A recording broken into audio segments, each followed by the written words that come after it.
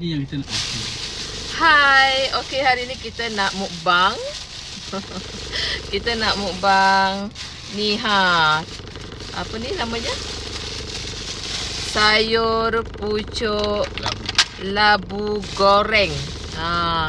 Yang famous dekat Cameron ni kan.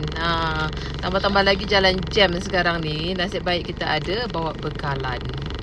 Kita nak makan sayur labu goreng. Pucuk labu goreng. Bismillah. Korang dengar tak? Korang dengar tak bunyi rangup itu?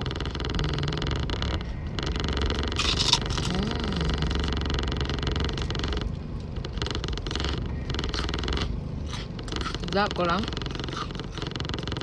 Sedap. Yang mana yang suka mengunyah, sesuai.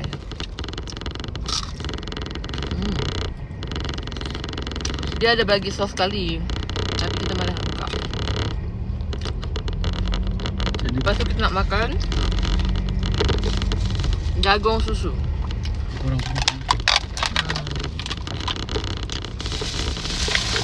Okay, korang.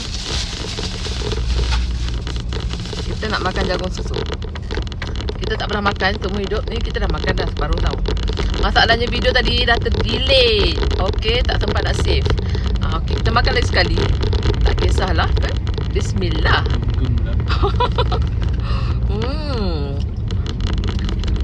Korang tak tahu rasa dia macam mana? Rasa dia sangat manis.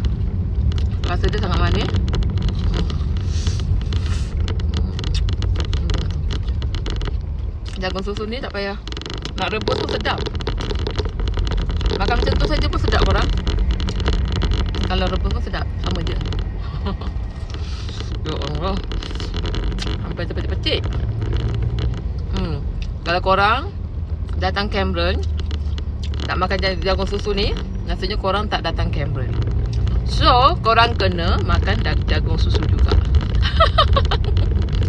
benda dah makan lagi. Itu kebanyakan orang cakap lah. Kalau korang datang sini tak nak makan pun tak apa, tak ada masalah pun. Banyak benda lagi. Depends pada duit korang. Okay? Okay, nanti kita record lagi yang lain lah, apa yang kita makan. Bye. Assalamualaikum.